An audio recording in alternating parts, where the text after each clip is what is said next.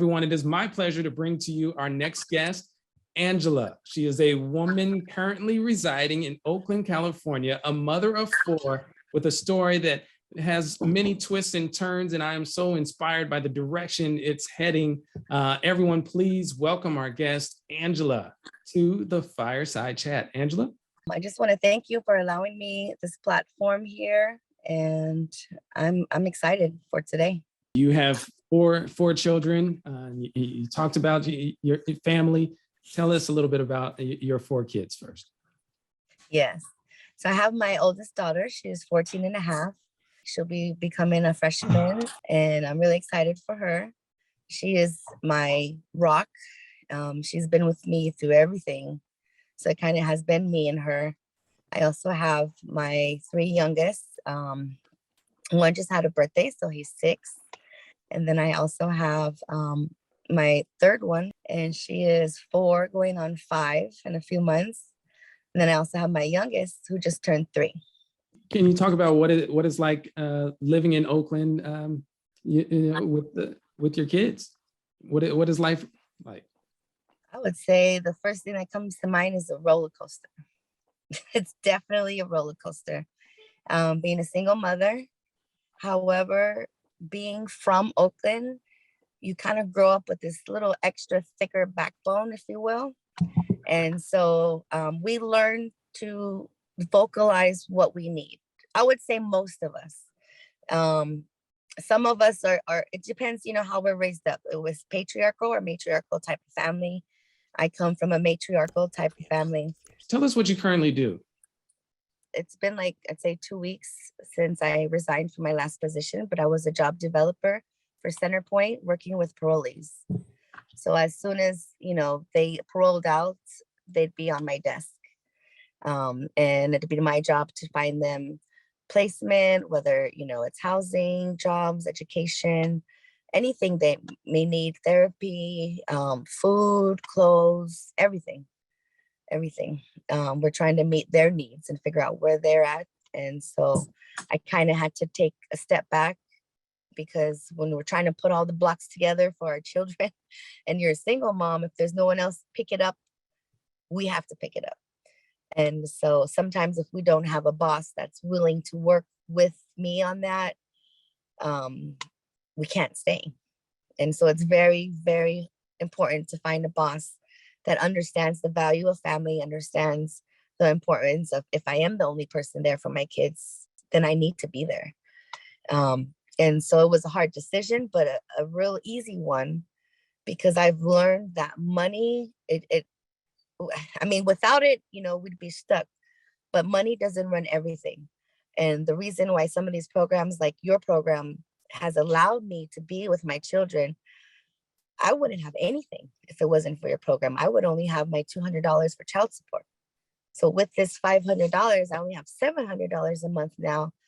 But that just gave me a little niche to be there for my kid who could, nobody was there to be there after the school bus came for him. I was paying people out of pocket to be there for him because I don't have family who I can trust. I don't have reliable friends who, who are there like every single day, because they also got their own families. And so it's kind of like you're in the in between. So I had to make the choice for my children's better, benefit and wellness. I had to be there. So right now I'm in transition, but I have enough faith to know that God will put things in place. Like it's so weird how it like literally falls into place sometimes. So even though like normally I would be stressed, I would be, freaking out, but I know God enough now to know that it will. And there are also messages and signals that are sent, whether it's just a numerical message, or whether it's a hawk that comes over and sits by you, or, just little things that remind me that I'm not alone, even though I feel alone. So I'm a very, very spiritual person and in tune with that. And that has been I would say my main supporter, is knowing that it's going to be okay. And then just dusting yourself off and then going out to interviews, which I have already interviewed, and I'm still, just figuring out which is the right one. So now it's just a full-time mom right now until I can find the school that I want to get into. And yeah, the part-time job that I think I'll do part-time until I can sign up for my master's program. Okay. So it's a lot kind of, but yeah. Now, Angela, I mean, I can definitely say that you are not alone. You're one of 600 families in the Oakland Resilient Families Guaranteed Income pilot, and that is receiving the $500 a month. And your dynamic there, I definitely don't want to gloss over that. You said you're wanting to go and pursue your master's. Can you talk about your education level already? Yeah, I do have my bachelor's degree in psychology, and I went to San Francisco State. So, and the only reason in high school that I had applied for school is because our teacher, she was actually a history teacher. She made all of her students do it. She said, "What are you guys doing?" And we didn't really have an answer. None of us, being, at Mission High in San Francisco, I couldn't even see past making it through high school. I never imagined being alive after 18. So I was like, okay. I went ahead, I did the application. It's the only place I applied to, and I got in. But I also got into the Summer Bridge program. I was a part of many programs throughout high school for at-risk youth that tried to help me, stay into school. So towards the end, I knew the importance of was learning. I would say learning more, the importance of education. And if it hadn't been for that teacher, I don't know where I would have been. But because I just tried it and she introduced it to me and I got in, and I didn't even know what the SAT scores or what was going on. I just did what I was told. I was told, come here, the Summer Bridge program is going to help you. For me, it was a place to stay because I had no place. So for me, that was like, it's just like month to month to month, like who am I going to meet? Someone from church, someone from, a director from here. So I have been blessed from meeting a lot of people in the social services fields who have told me and believed in me when others, like my teachers or my counselors, didn't, or my family didn't believe in me. So being in social services now, it's so important for me to believe in our clients, because when we believe in them, that's all they need. It wasn't my cousin or, my dad or my mom who came to pick me up from school. It was maybe the guy, the homeless person I met at the liquor store who gave me $5 to go get something to eat. And that's why I see people as family, no matter what, they're where they're at on that pedestal, because we all have a life and we all have a story. And just the generous nature of that was, yeah, that's what I look for in people. Angela, I'd love for you to share more about your story. When we talked earlier, you said you felt like you were on your own since you were pretty much 11 years old. And just now you said you were in a mindset where you didn't think that you would make it past 18. Tell us your story, because I know your story is absolutely amazing and would be inspiring to a lot of people to hear it. Yeah, I was raised with my grandmother, my mother's mother, and I didn't meet my mother until 8 years old. She went to prison for murder. And so I would spend, most of my earlier years going back and forth to go visit her. My grandmother, however, was in child development, and she was going through college at Merritt College to finish, her degree, even though, she was 50 something. So when she started to go to college and I was, being 10 and 11, going to these night classes with her at Merritt College, I was like, wow, this is college. Like, it was a normal conversation. I remember it was the first time I learned about circumcision and cultures and why they do it and religion. And I was like, man, this is like, it just fascinated me. My mind was a little bit more than what it was. And I just always wondered, why do people do what they do? Why is all this happening? And so my grandmother always laid it out on the table. She was very direct with me. She didn't beat around the bush. And she told me what it was. And she said, you have to learn how to walk in this white world, but you can never forget where you come from. You can't appreciate it unless you know your history. And unfortunately, it was hard for her to talk about it. And my great grandmother, coming from, boarding schools, but I would talk to her and try to, get it out of them. And it was more like just the weight of my ancestors on my shoulder. And so when my mother got out, when I was 8 years old, unfortunately, she couldn't be the mother that I needed. So she has been an addict my whole life, still is. And when my grandmother thought, wow, she's out, I can be free or whatever. She started robbing taxi cabs with her son, who also got out of prison for murder. And so it was like they started using heroin again in front of me. And I was like, hey, like, why are we stuck at the park here? I got homework to do. We need to go home. Even though we lived like in a truck, was it like a truck shed, or the back of a truck, the big trucks that they put in, it was just like under the freeway. And I didn't know till I was like maybe 6 years old that not having a toilet or a shower was not normal, because we had a bucket to go to the bathroom in.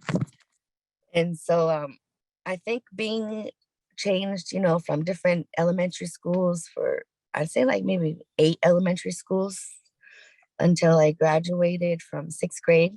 That was kind of when I kind of dropped out. Once my grandmother started using with my mom and her other, her son, her kids, they went to prison for robbing taxi cabs in San Francisco. And then that's when I was kind of just left there with nobody. I had my great grandmother, but, she's 75 years old. And I just kind of was there to do, whatever I wanted. Like, I knew what was bad. I didn't want to be that bad. I mean, I interviewed these girls before I got into the gang. And it was like, yeah, the gang's not for me. So it was weird. But I knew where I wanted to go and I knew where I didn't want to go, only being, 11 years old. So, but I was lucky to meet people who, like I said, if they broke, they got a flat tire, I went to go help them with their flat tire. It turned out they were, church people. I ended up, moving in with them. It's kind of been like that, I've been, on the streets where I was like 12 years old and I just hitchhiked because I was hoping somebody would put me out of my misery. And then I get in, it's like, 3 a.m. I get in a car. Big old black guy. What are you doing out here? And I just look and I'm scared, but I'm not scared. When you have nothing to scared, when you have nothing to worry about, you're not scared of anything. He turned out to be a man of God. And he said, you don't need to be out here. You need to get home. You need to, you have purpose. And it's been like that my whole life, which is really weird because whether I'm in Arizona trying to hitchhike, being 14 years old, pregnant, trying to get away from my abuser, I hitchhike again, hoping he, was a serial killer or whatever. He turned out to be a good guy. He said, I'm bringing you back home. It always turns out like that when I'm in my deepest, when I want to give up, there's always someone there. And when I went to boarding school, when I finally turned 13, because I was told that even though my grandmother was in prison, she said, I'm sending you to boarding school because you're just running around on the streets in Oakland. Nobody's watching you. We're all, here. I said, that's fine. I'll go. I've never been to a reservation. I was scared, but I knew being on the street and you taking a chance going home with anybody was a risk that I didn't always want to take. So, so she sent me to boarding school once I turned 13. that year. So I didn't come back to Oakland from 13 all the way till 25 when I was where already was boarding school? Where was boarding school? Arizona It was at Arizona. Theodore Roosevelt. It was a boarding school on the old fort built in 1898. Wow. Man, the stories. And would you believe we were the last kids that year to stay in the actual dorms? Wow. Man, yeah, that was the first time I seen ghosts, heard ghosts, felt ghosts, everything. So Man, you've seen a number of different things in just your early lifetime, your early childhood. How have those kind of shaped who you are now? I think it has growing up a little bit faster lets me map out my life.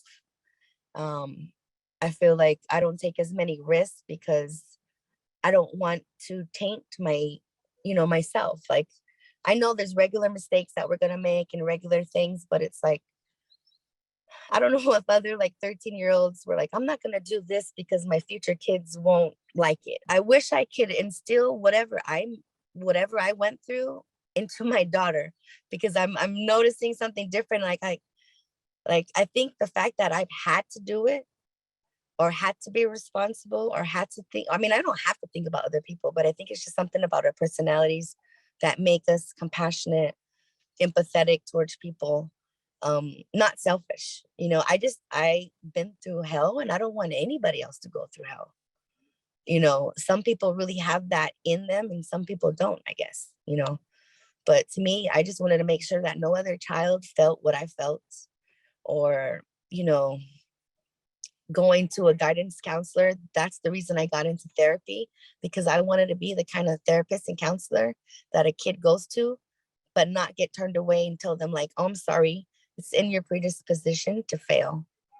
Like to hear that, I never went back. I dropped out of 7th grade and the 8th grade at the boarding school, they didn't even find out that I did it because they didn't do their paperwork. They accepted it, but they didn't process the paperwork. So they didn't know that I never passed.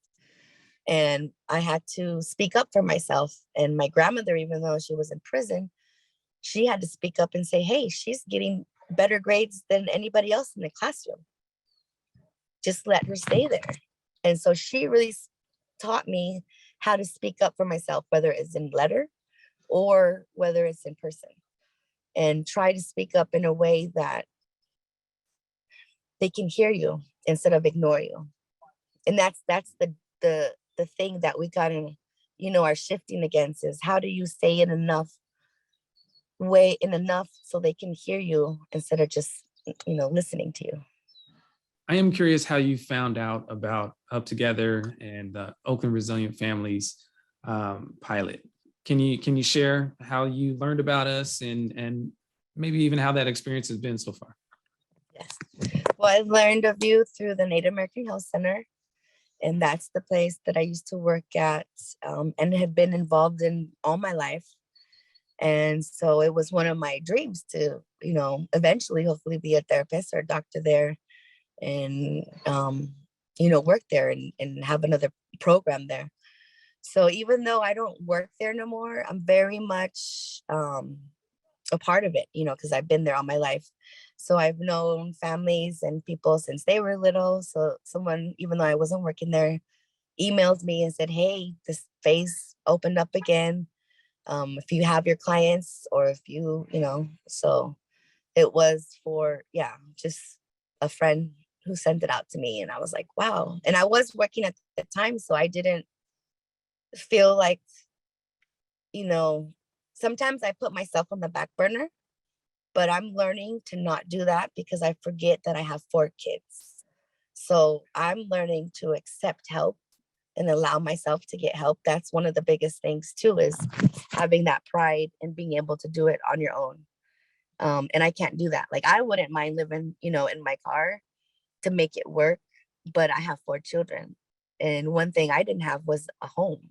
So the first thing that I'm making sure my kids have this time is definitely a stable home. Is that a decision that was kind of freed up because you were able to start receiving the $500 Together. investments?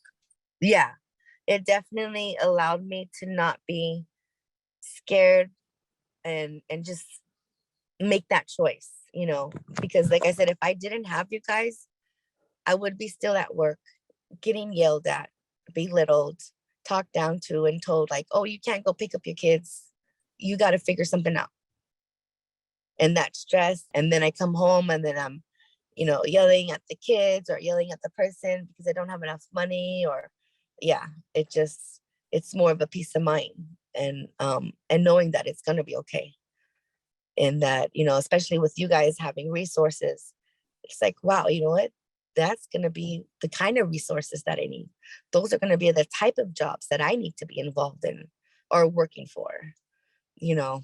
And that's how I see it, because it's more of a perception that really gets us down and out. Are we going to pick ourselves up and then keep going? Are we going to think like, oh, I'm never employable again?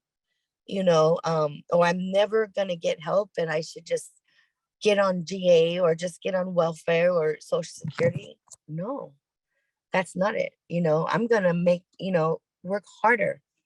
I'm going to find that job. I'm going to apply, even if it's embarrassing, to go back to apply for a TANF where I was a case manager, where I was running the program, but, that's what we have to do right now. Because it's not about pride. It's about just doing what needs to be done until you get to the next step. So, and just, knowing that these are, how would you say, these are just stepping stools.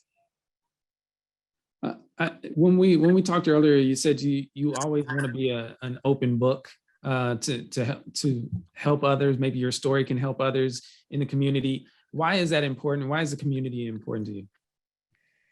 It's very important because in the world where social media is portraying these these perfect lives that are not so perfect. We see on social media, they have all these houses and cars and nice so-called bodies or children, dressed nice. But then when the camera's off, that's not the case. So that's why I feel like it's important. Like there's some people like Laura Cleary.